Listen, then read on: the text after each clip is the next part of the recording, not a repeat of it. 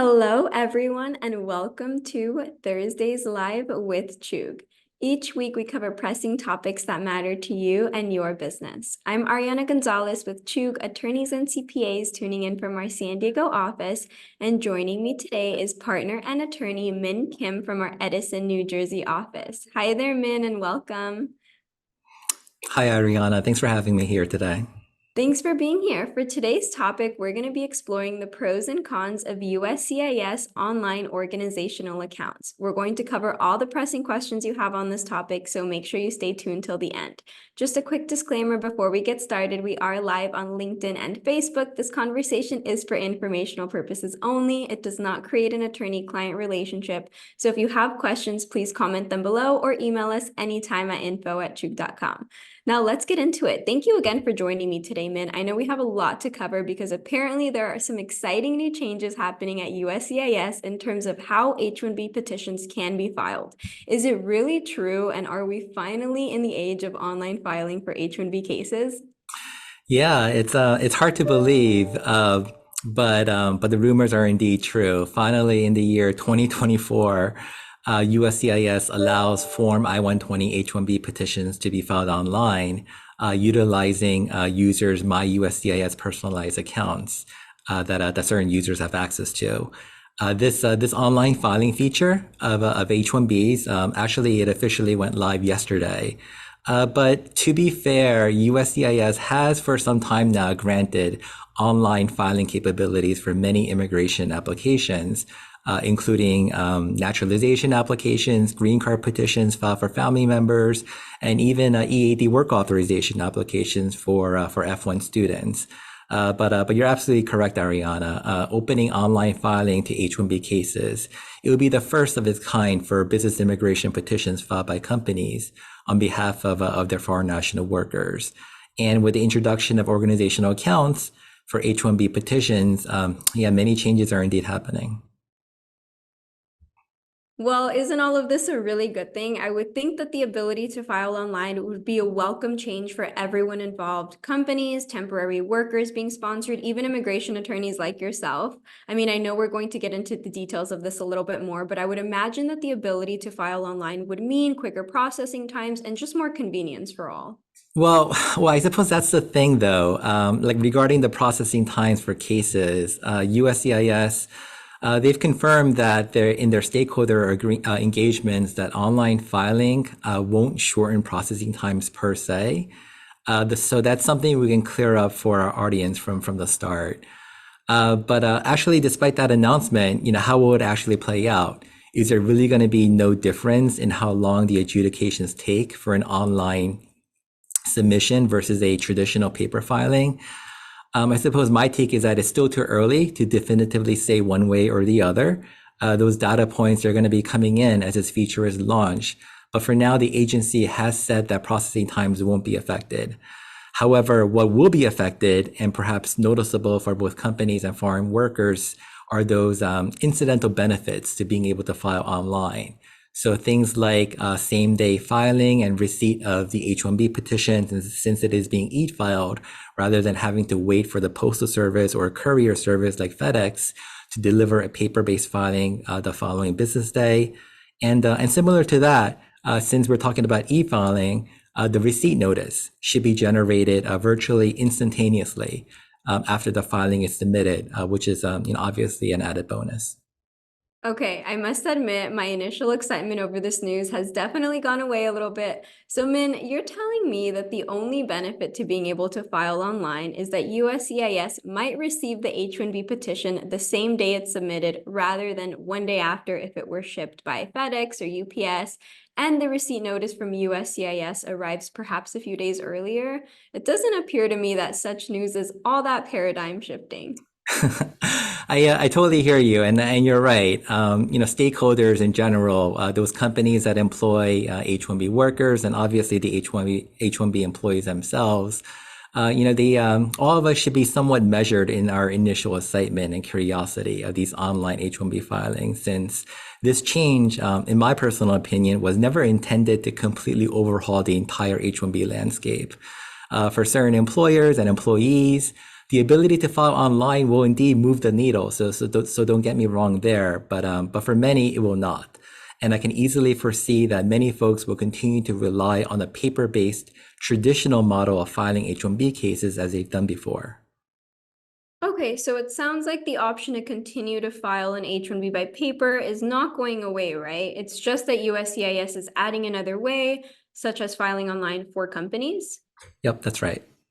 Got it. Well, then if I may ask, why should US companies and H-1B workers care so much about this? Paper filings are not going away, and it doesn't appear to me that there really is much of a reason to file online. But that's where things depend on the employer and the foreign national being sponsored, I suppose.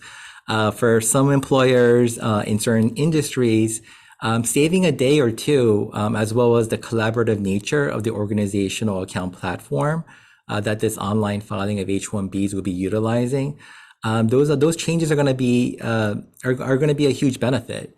And for certain H-1B workers, the time saving, although granted, it might be relatively small, it might make a difference. But as you put it before, these changes don't shift the entire H-1B paradigm. But there are nevertheless incidental benefits involved in filing online. It's just that perhaps those benefits are more within the margins rather than at the core and fundamental center of it all. Okay, that's fair. Perhaps we can go into what some of those benefits within the margins look like. Do you care to share your thoughts on what kinds of benefits we're talking about here? Yeah, absolutely. As I mentioned earlier, USCIS receiving the H-1B petition on the same day that it's submitted, it is a key feature. I suppose some examples that come to mind is that I can easily foresee this being a big bonus in situations where, let's say, an H-1B employee's visa status is expiring. If for whatever reason, an H-1B extension was not yet filed for that employee whose status is set to expire, for instance, let's say today, then that H-1B employer can fall back on the ability to file online so that USCIS receives the H-1B extension on the same day the beneficiary status is set to expire. Timely filing the H-1B extension obviously is super critical because it avoids potential issues like the employee not being able to work or perhaps even accruing unlawful presence, which will potentially impact future immigration cases that are filed for the same employee. Now, given that, are there other workarounds in such situations? Yes, of course.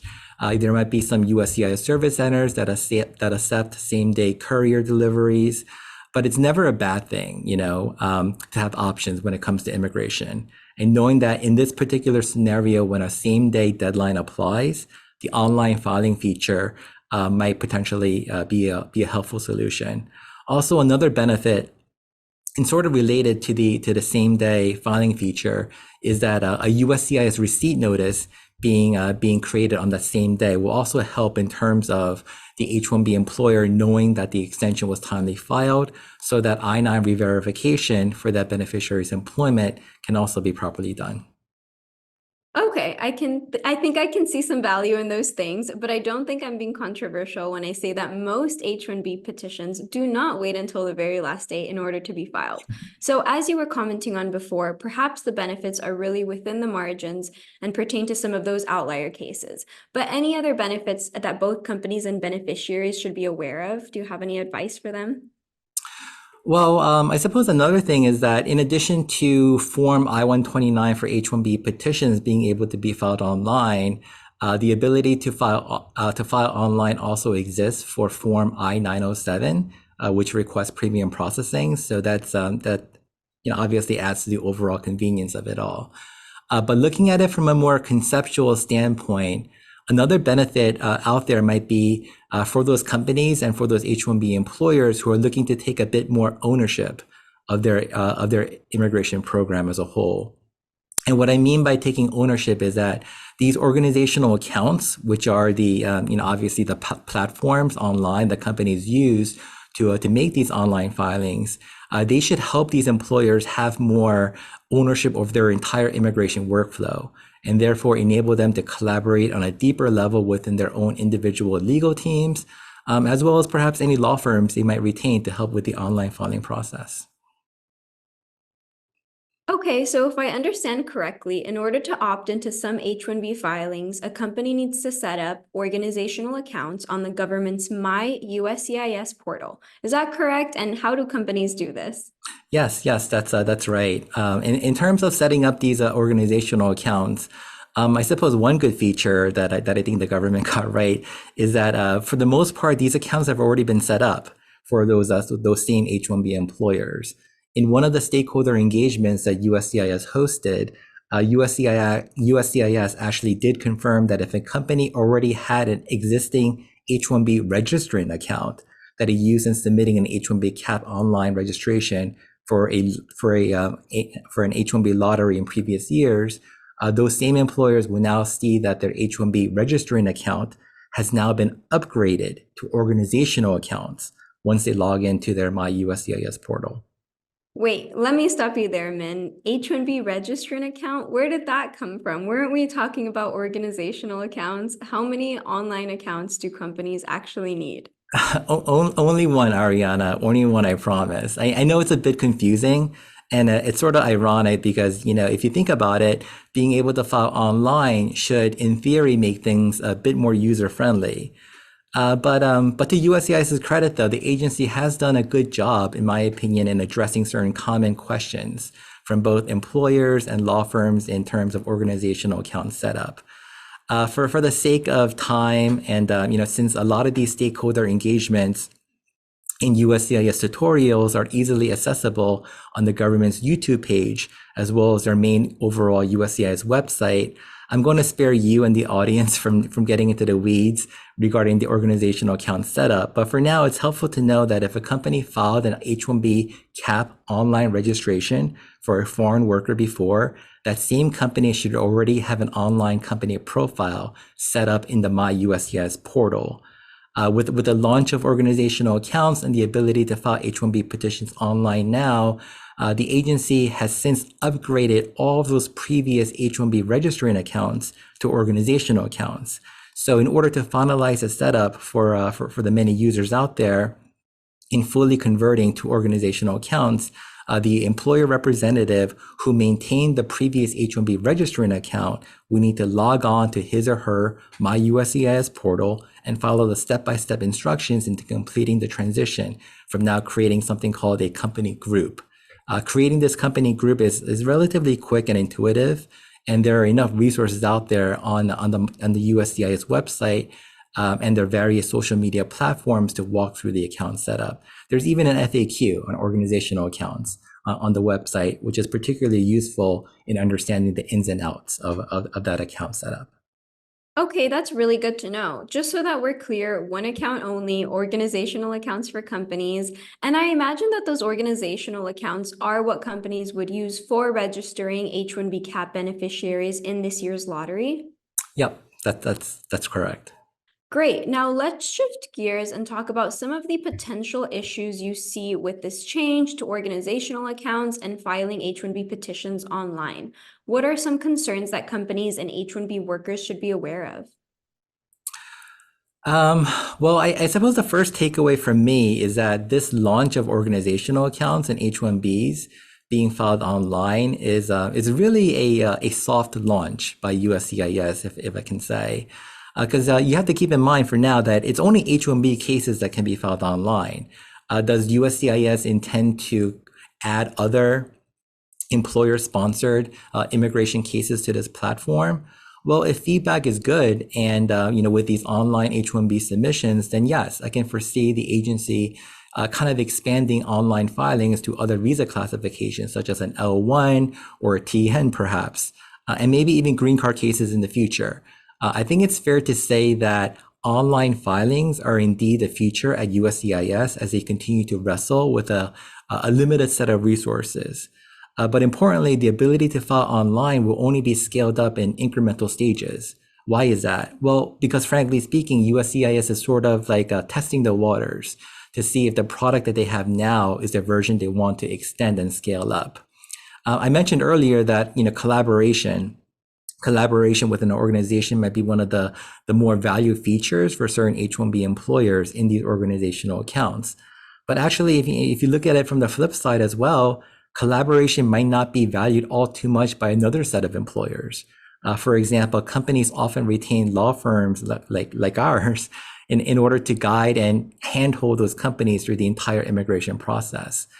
Clients expect end-to-end service a lot of times and might care less about collaboration and simply would want to have their H-1B case filed for their employee as proficiently and expeditiously as possible.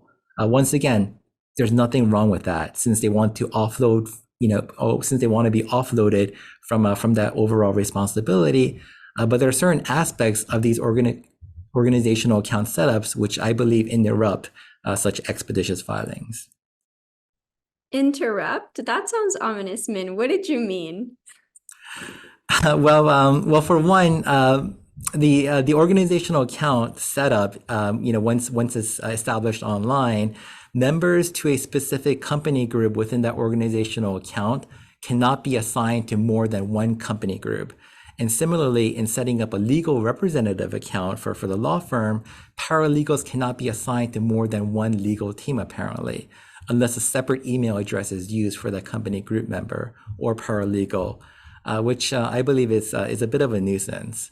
Also, it appears that this initial version of organizational accounts, they do not allow legal representatives like me to view an I-129 H-1B petition that was perhaps earlier started by the company, even if that company designates me as their authorized legal representative for that H-1B moving forward. The fact that the company started the petition themselves apparently precludes me from taking over from where they last left off. That's rather strange. It doesn't really sound like all that collaborative, in my opinion. Yeah, it's not, and hopefully with more feedback from users of the platform, USCIS will look into changing that bug in this overall workflow when using organizational accounts. But even beyond those logistical aspects of it, one of the more substantive limitations, in my opinion, is how a family members, joining applications, how they are filed with the principal applicant H-1B beneficiary. Because how it is set up right now for an I-539 application for a dependent family member, and if eligible, the EAD application for that H-4 spouse, they cannot be concurrently filed online when the principal H-1B petition for the I-129 beneficiary is filed. Remember, in this current setup, it is only the H-1B petition that can be filed online, not H-4 applications extending a family member status or an H-4 spouse seeking to renew his or her work authorization. This limitation, I believe it's a huge deal breaker for folks, since many families rely on concurrent filing to ensure that all three benefit applications, the H-1B, the H-4, the EAD, that they're all being adjudicated at the same time, especially if there's a need to file in premium processing. When all three are bundled together, USCIS has confirmed that it will seek to adjudicate all three at the same time. And thus, if filed in premium processing, this means that the H-4 spouse can be assured to receive the renewed EAD within the expedited processing queue, so as to avoid any disruption in that spouse's ability to work. And this assurance becomes especially important if the rules pertaining to automatic extension of that spouse's EAD, if it really doesn't help the H-4 spouse. I don't quite get that. Why would USCIS be so limiting to preclude family members from filing their H-4s and EADs? Don't they want to adjudicate everything together? Yeah, it's peculiar, but you have to keep in mind that this is still a preliminary launch of organizational accounts and online filings for H-1Bs. Whether you label it a preliminary launch or a soft launch, essentially the takeaway point is all the same. The product that they're going to land on in the future is not this product, as the kinks are right now being sorted out. This is all really good to know and definitely provides some context before companies and their employees dive right into the online filing for H-1B. Anything else for our audience to be on their guard about? In fact, yeah, I would say another glaring omission to the current setup is that it doesn't appear that the online I-129 form allows for auto-population of client data into the form. Perhaps I would hope that this is something that USCIS might troubleshoot later on and look into for future releases. But at the present time, in preparing an I-129 form using organizational accounts, since there is no auto-population of client data, then whoever is working on that I-129 form, whether it be the administrator or group member at the company, or perhaps even the law firm themselves, each data point would need to be manually typed in. What does that introduce? Obviously, human error, because things like names, dates of birth, I-94 numbers, details surrounding the proposed H-1B employment would all need to be manually entered into the online form from scratch. Even apart from the human error portion of it, this is incredibly time consuming for the company that might employ a large number of H-1B beneficiaries.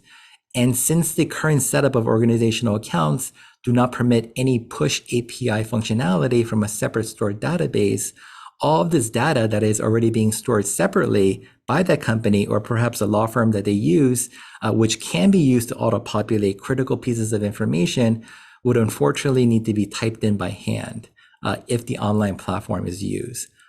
With that said, though, it does appear that this omission of not being able to sync with a company's or law firm's current immigration software it is something that USCIS is looking into, but it sort of underscores my earlier point. One can view this launch of organizational accounts as and the ability to file online sort of as like a soft launch by the agency, But I mean, I commend USCIS that they want to grow, evolve, and adapt. For too long, progress within immigration has been stopped because prior leadership at USCIS was at times stagnant in their ways. This version of USCIS, I believe, is willing to engage stakeholders more and is more exploratory in how it runs its operations. But to think that this current version of organizational accounts and how filing H-1Bs online is what the agency is going to retain as a long-term solution, I believe it's a bit misguided. And me personally, I would not want to entrust my clients' H-1B cases on a preliminary soft launch model, even if there might be some marginal benefits in terms of filing those H-1Bs online. To that point, you're not going to get any disagreements from me, Min. Now I see what you mean when you say soft launch. It really does appear that these organizational accounts and the ability to file H-1B petitions online need to be further explored, and both companies and beneficiaries need to speak with their legal counsel before committing fully into such online filings. I think that'll be a wrap for today, as I see we're coming close to our time. So thank you so much, Min, for joining us today. It's my pleasure, Ariana. Thank you for having me. This does bring us to the end of our conversation, everyone. Thank you so much for joining us today. To stay up to date, please subscribe and follow us on Facebook, LinkedIn, and YouTube. And if this video was helpful, please make sure to give it a like and share it. And if you have any questions or suggestions, please feel free to send us an email at info@chug.com and we'll be happy to help you out. Make sure to join us back here next week for more pressing topics that truly matter to you and your business. Until next time, stay safe and take care, everyone. Thank you so much for joining.